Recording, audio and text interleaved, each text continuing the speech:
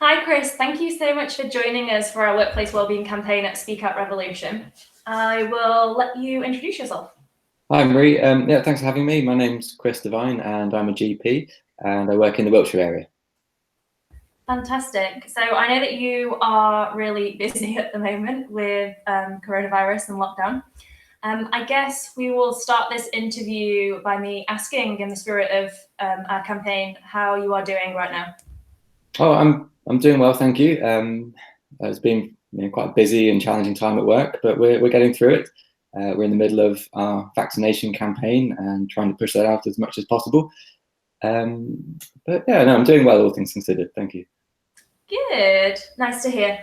So you're joining us today because this week's focus, our campaign, is what good wellbeing does and doesn't look like in the workplace. I know that you're following our campaign quite closely, so and you're very pleased with everything we're doing. So thank you very much. No problem. What I wanted to do was speak to you directly, and because I recognise that not everybody has a GP available on their WhatsApp at all hours of the day, and I wanted to give other people access to you as well. So we're going to talk about wellbeing in the workplace today from a GP's perspective.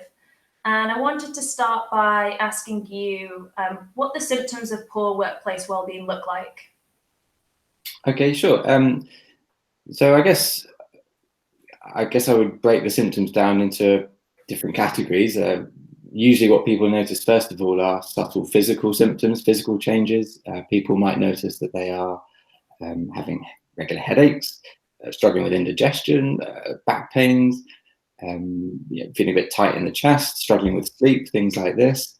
In terms of mental health difficulties, people will be feeling perhaps low in mood or feeling anxious, particularly about going to work.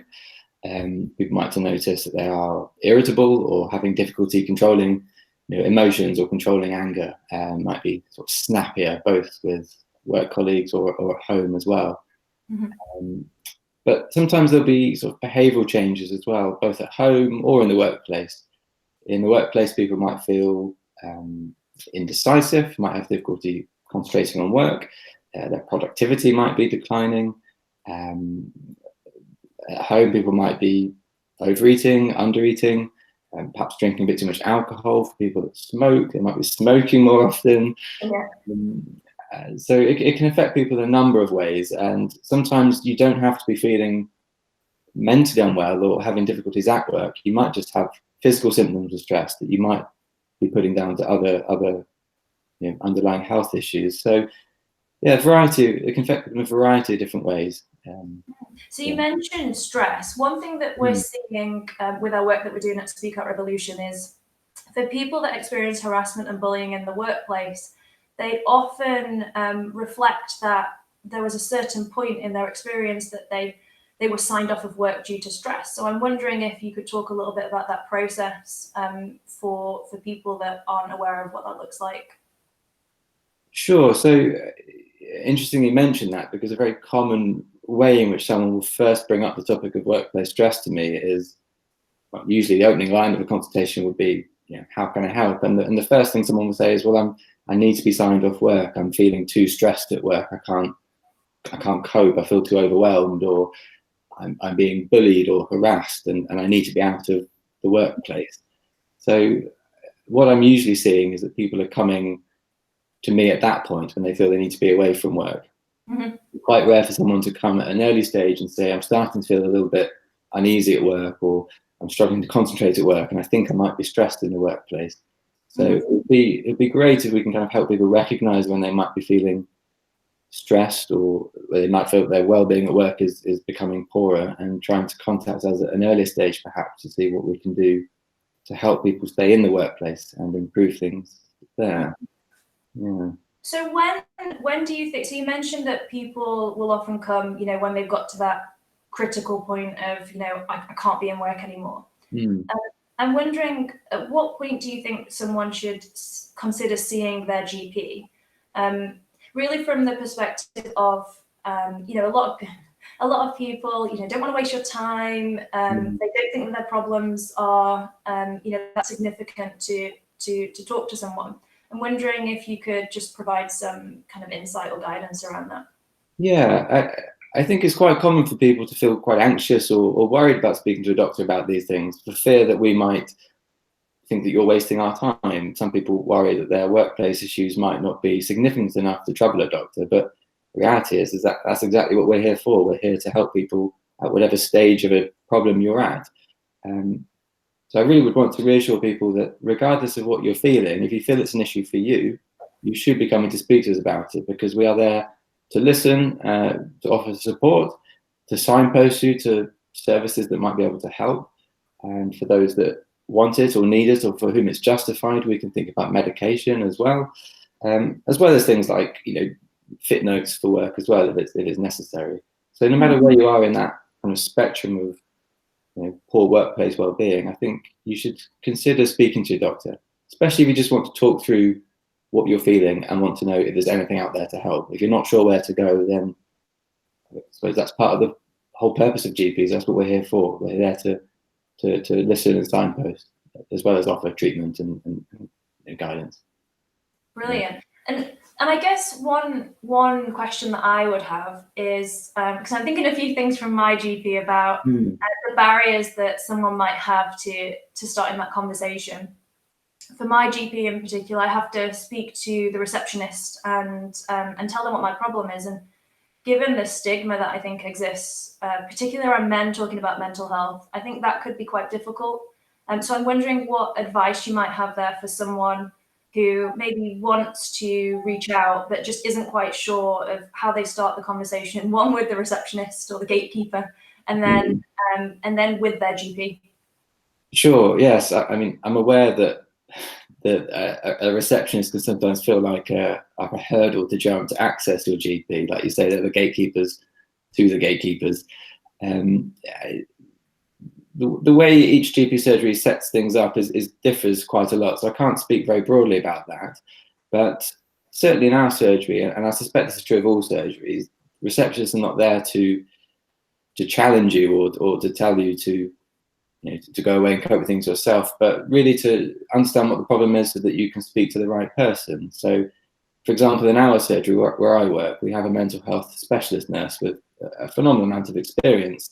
And often if somebody says to a receptionist that they are struggling with a mental health difficulty, then our receptionist will aim to book them in with our mental health nurse.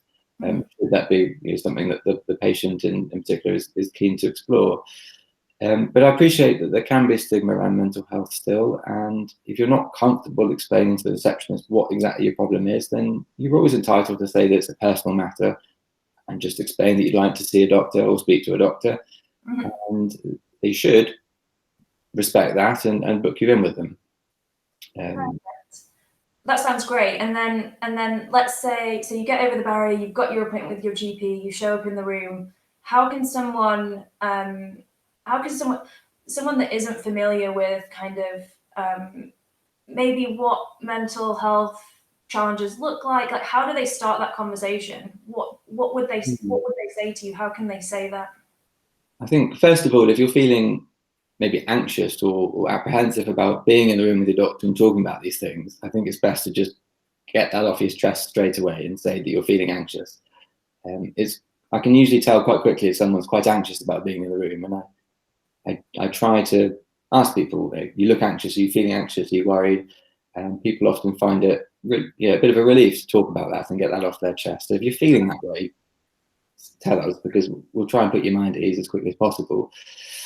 But in terms of trying to initiate a conversation about mental health, I think it's perhaps helpful to begin with just by talking about how you're feeling, and try not to feel that you've got to go in there with an idea of what your diagnosis might be or what your underlying problem might be. Just tell the doctor how you're feeling. And generally speaking, your GP should give you a bit of time to just talk through what you're feeling without being interrupted. And then we will pick up on what you've said and follow it through and ask questions that explore the matter in more depth. If you feel that your difficulties stem from work in particular, then tell us, let us know what's going on, and we'll explore things with you and see what we can do to help. Perfect. So I guess my next question is, for people that may be watching this and feel like some of the topics that we've talked about are definitely impacting them and they need help and they feel like they need help now, what would you really recommend to them?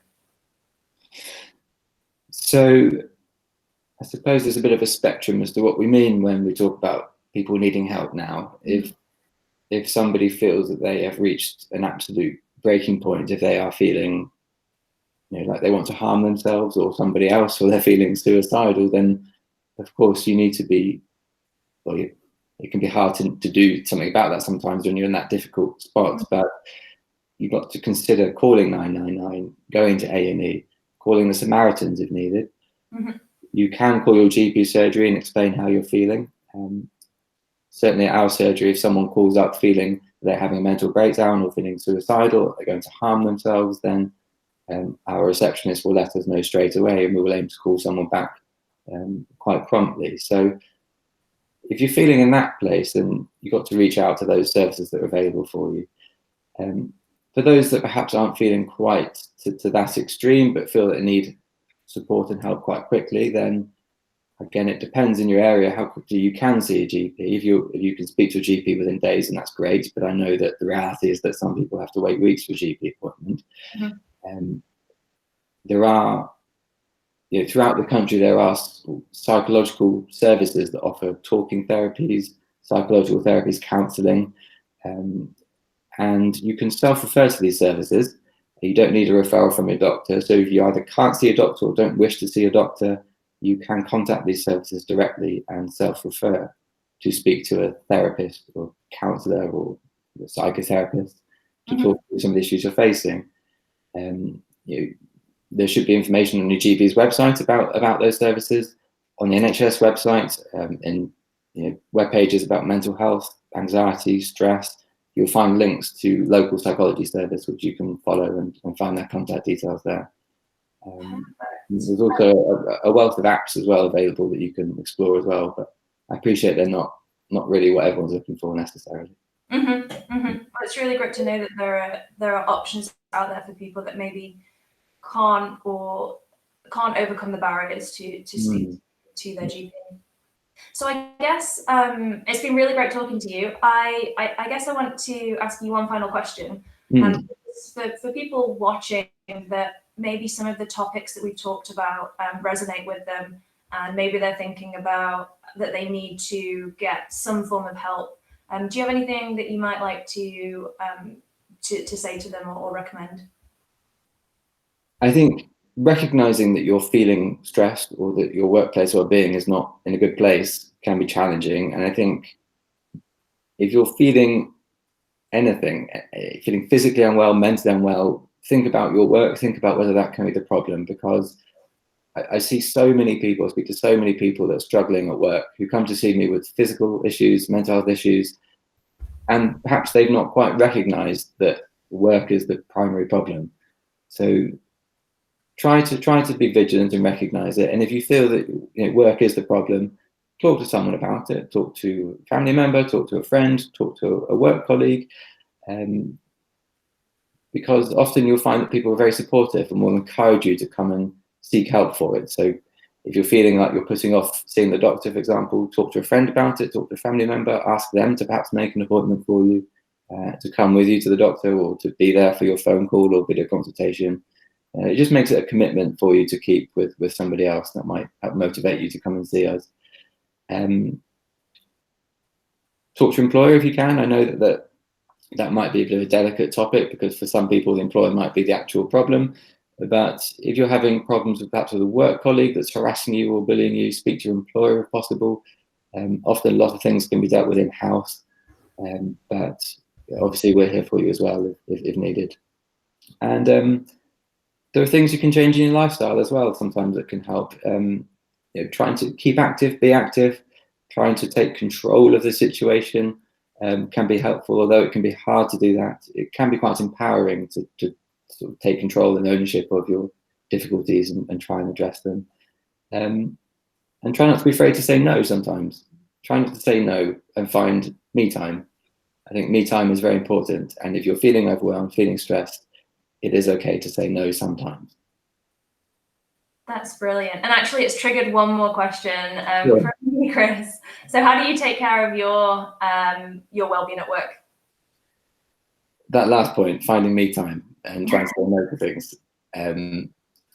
It can be, sometimes you can be worried that you'll come across as selfish, but I try to find time for myself. I try to keep very active and exercise frequently, because I find personally for me that really helps me de-stress from work and helps me kind of put work to one side, and then I can move on into sort of, personal life and try and keep the two separate in some way. But I know that, for some people, the luxury of having time to exercise is not always there. So I'm quite realistic about that. I don't have any time to exercise with a 20-month-old. Yeah. Well, that's amazing. I will say thank you so much for joining us, Chris. And I know you're really busy delivering vaccinations at your GP, which we all appreciate. Thank you so much. So really appreciate the time that you spent talking to us. I would just encourage people to follow Speak Out Revolution and our workplace wellbeing campaign to help you identify some of the behaviours that might be associated with poor workplace wellbeing. We'll be running the campaign till the end of the month. So thank you so much, Chris, and I hope that we can speak to you again soon. Thanks very much for having me. All the best.